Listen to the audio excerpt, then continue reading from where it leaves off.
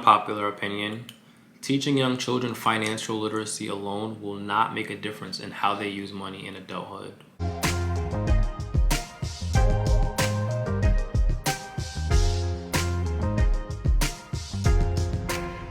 Hey everybody, Rakim Sabri here. I'm a financial coach, speaker, and author of the best-selling book, Financially Irresponsible. And I decided to make a video today that's on the edge of controversy. I shared a tweet which turned into a Facebook post where I said that teaching young children financial literacy alone will not make a difference in how they use money as adults. And I got a little bit of pushback, but some people were able to see through kind of the comedic irony, if you will, of my statement, because I mentioned one key word in that statement, and that key word was alone.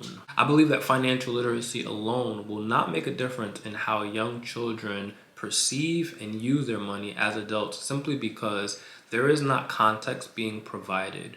One of the issues I've noticed in the financial education community as a whole is that there's a focus on a distilled version of what financial education looks like. And what that means is oftentimes financial education is delivered absent of acknowledging culture, absent of acknowledging the personal nature of individuals' finances and the different situations and scenarios that can influence what decision or indecision looks like.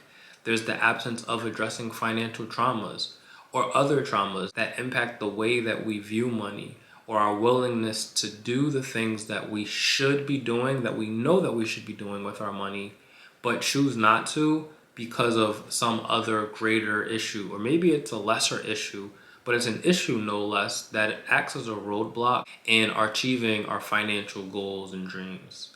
So I want to share a quick story. When I was in the 8th grade, I had a math teacher, phenomenal teacher, shout out to Mr. B, who introduced our class to the stock market. 8th grade is a relatively young age, and we were introduced to this idea of investing through the stock market, up to and including looking up symbols. Now, we didn't have smartphones back then, certainly didn't have access to Robinhood and the other popular applications that children are accessing today. But we actually went in the back of the newspapers, looked up the ticker symbols, looked up where the 52-week high was, where the 52-week low was, made assessments and predictions based off of this imaginary budget that we had. And ultimately, it turned into a contest where whoever's total value of their invested balances was the greatest at the end of whatever the term was, won the competition. So we were looking at companies like Pepsi and Coca-Cola and General Motors and Ford. And so it was definitely a crash course, very fun introduction to the stock market, but it wasn't something that resonated with me or stuck with me when I was of age to purchase stocks on my own. Now, if I think back, and I think many of us do this exercise, right? If I think back to 18 years old, I turned 18 in 2008. I became eligible for an investment account. I had money, although it wasn't a lot, I had money coming in from different jobs that I had worked, and it never occurred to me to start putting that money aside to invest in the stock market. Today, fast forward to 2021, I think about stocks like Apple, Amazon, Google, that were so affordable and so underpriced back at that time frame that I could have bought a bunch of and just sat on. But I didn't understand the mindset that went into investing. I didn't understand what was the desired outcome. And truly, I didn't understand the time value of money. You see, at that particular point in time in my life, I was focused on what survival looked like. I was focused on, how do I get to the end of this week? How do I buy food? How do I buy clothes? How do I buy the new electronic thing that I want access to? Whether that was a new phone, back then sidekicks were all the rage. And how do I prepare for this major life change that's getting ready to occur, which for me was going away to school and living on campus for college. And so you see, with all of these other things in the forefront of my mind, in the forefront of my reality, in the forefront of what is prioritization, investing in the stock market was the last thing that I wanted to do.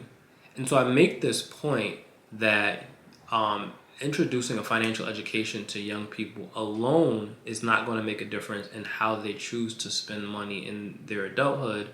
Not to say that there is no value in introducing financial education to young people. I'm a financial educator and I'm a huge advocate for financial education at all levels. But I think that one of the things that's often missing when we talk about financial education is the focus on mindset, is the focus on long-term planning, is the focus on how is this relevant to you right now and how will this be relevant to you 5 years from now, 10 years from now, 30 years from now.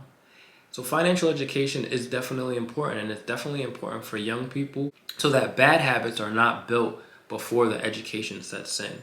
But that education has to be supplemented with some mindset training, with some context, and certainly with a cultural relevance that speaks to where that individual is sitting in that moment versus where it is they'd like to be sitting however many years from there.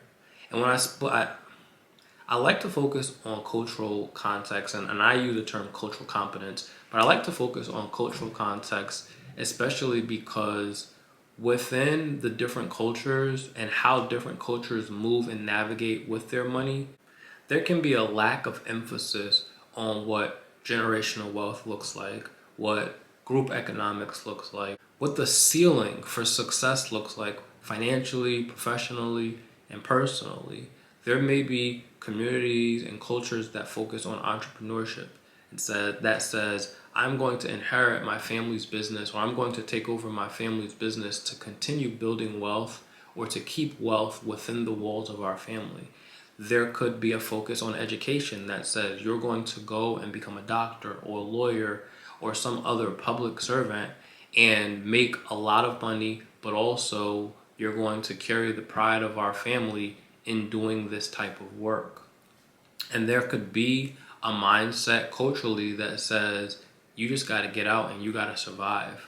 Whether that means graduating high school is the accomplishment, or getting your first 4-year degree from college as the accomplishment, and getting into a job that pays you the basics on what benefits look like, from a 401k to health insurance, as the accomplishment.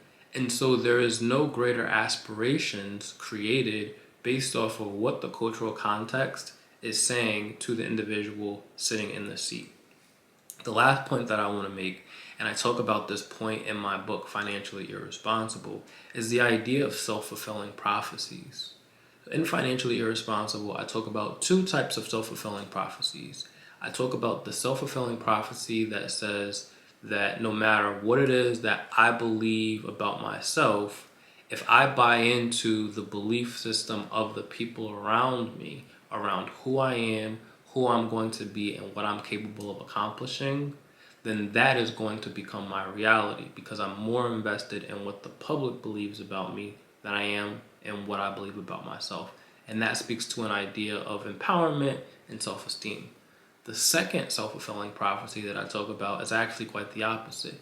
You can have a very strong support system who pours into you, who believes in you, who believes the limitations to what it is that you can accomplish do not exist, that there is no such thing as a limitation for you, but you believe inside of yourself that your limitation is to a certain degree, and because your investment in that belief is what it is and it's greater than what the investment of the people around you, your support system, is, that becomes your reality.